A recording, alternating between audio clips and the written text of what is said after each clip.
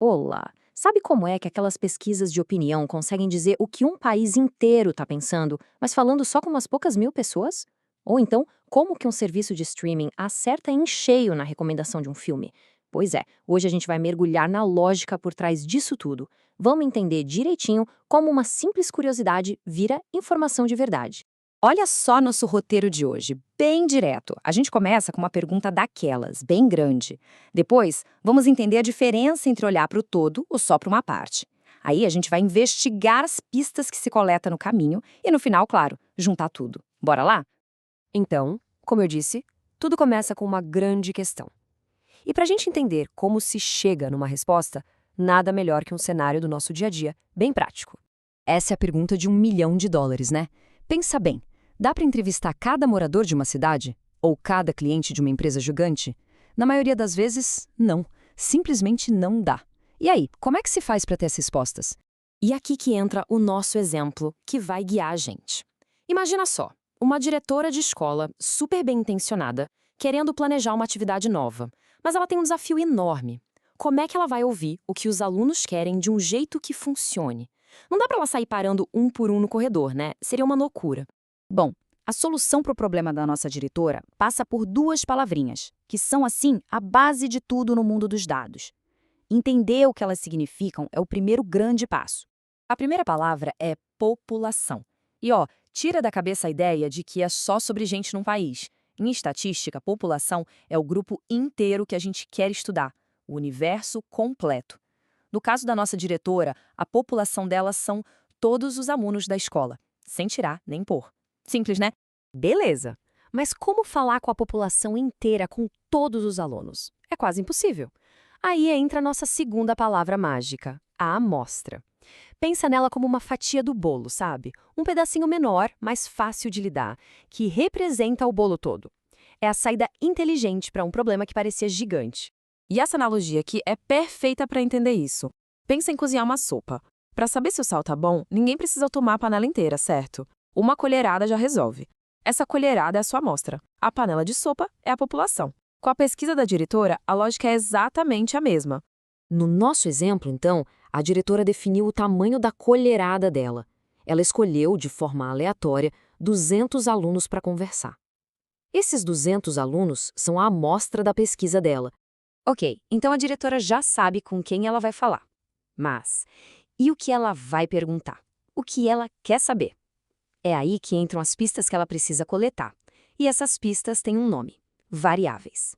Pensa assim, cada pedacinho de informação que se coleta é uma variável. Pode ser a idade, a altura, a cor preferida, uma resposta de sim ou não. Qualquer característica que, como o próprio nome diz, varia de uma pessoa para outra na amostra. E essas variáveis se dividem basicamente em dois times. De um lado, as quantitativas, o nome já entrega, né? Elas lidam com quantidades, com números. Do outro lado, as qualitativas, que lidam com qualidades, com categorias, com rótulos. É fácil. Altura é um número, então é quantitativa.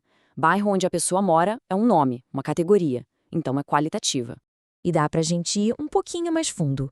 Naquele time das quantitativas, as que usam números, a gente tem mais duas divisões. As discretas são aquelas que a gente pode contar em números inteiros. Tipo, número de irmãos. 1, 2, 3. Não existe 2,5 irmãos, né? Já as contínuas podem ter qualquer valor dentro de uma faixa. Altura, por exemplo, pode ser 1,75 m, 1,75 m e por aí vai. Vamos ver se ficou claro. Um teste rapidinho. Aquela informação, número de pessoas que moram na casa do aluno. Que tipo de variável seria essa? Pensa em um segundinho. Isso aí é uma variável quantitativa, discreta. Quantitativa, porque é um número. E discreta, porque a gente conta as pessoas em unidades inteiras. Não existe meia pessoa, certo? Beleza, mais uma. E o bairro onde o aluno mora? O que seria isso? Perfeito, é uma variável qualitativa. Bairro é um nome, um rótulo. Não dá para fazer conta com Vila Madalena mais Copacabana. Então é uma qualidade, uma categoria. Muito bem, agora que a gente já viu todas as pecinhas do nosso quebra-cabeça separadas, chegou a hora de juntar tudo. Vamos ver como esses conceitos todos se encaixam na prática, lá na pesquisa da nossa diretora.